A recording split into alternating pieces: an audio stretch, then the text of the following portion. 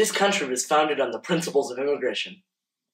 An estimated 12 million people were processed in Ellis Island's 62-year history of accepting immigrants, and around 40% of Americans can trace at least one relative to Ellis Island. With numbers like that, it's no surprise that Ellis Island is traditionally thought of as a symbol of American immigration. Many people are unaware of other massive ports of entry for early 20th century immigrants to America, including Baltimore, Boston, Philadelphia, San Francisco, and New Orleans. Another large port of immigration was in a town called Galveston, Texas, spread across two long, narrow islands 50 miles southeast of Houston. Jewish immigrants came through Galveston to escape the pogroms and economic hardships of their lives in Eastern Europe and Russia for a chance to start again. From 1907 to 1914, Galveston brought 10,000 Jews into the United States, including my great-grandfather. Most of the Jewish immigrants entered through Ellis Island, although Ellis Island itself didn't open until the early 1900s. Before that, they entered through the old immigration gateway, which was a place called Castle Garden, which was in Lower Manhattan. Ellis Island was built specifically to handle the huge numbers of immigrants that were coming from places like Italy and Russia and Poland, in order to process them more efficiently and make it more manageable to have them enter the country.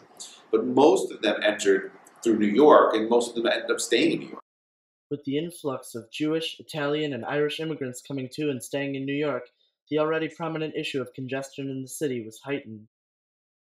There was an overcrowding problem in lots of New York neighborhoods going back even before immigration.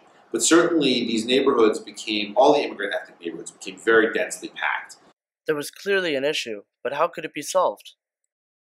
In 1906, the Jewish Immigrants' Information Bureau met in New York City to solve some problems of overcrowding in New York and the persecution of the Jews in Russia and Eastern Europe.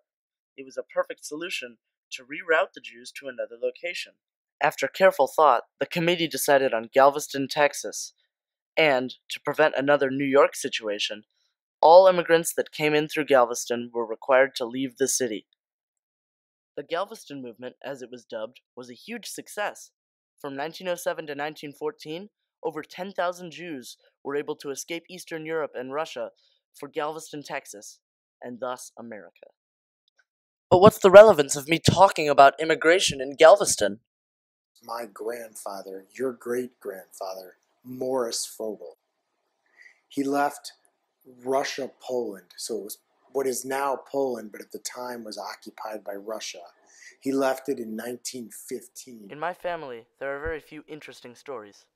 Having an ancestor that came through Galveston is one of them. Another one of those few stories comes out of Galveston as well. The story that was always told in my family was that upon my grandfather's arrival at Galveston, he was handed a banana to eat. And it was the first time he had ever seen a banana in his entire life, having lived in Russia where I'm guessing bananas had never appeared. And he took the banana and he promptly bit right into it without peeling it. A classic moment in Fogel family history. It really is the only classic moment in Fogel family history.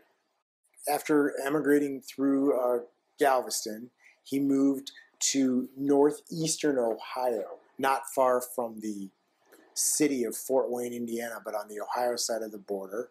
He was there for a short period of time, and then he enlisted in the army and went back to Europe to fight in World War I. Because at that time, again, this is my understanding from stories that were told to me when I was a child, but it's my understanding that if you fought in World War I as an immigrant, when you came home, assuming you lived and came home, you were granted U.S. citizenship, and so he did that. After the war, Morris Fogel returned to America and earned enough money to bring over his parents from Russia, Poland.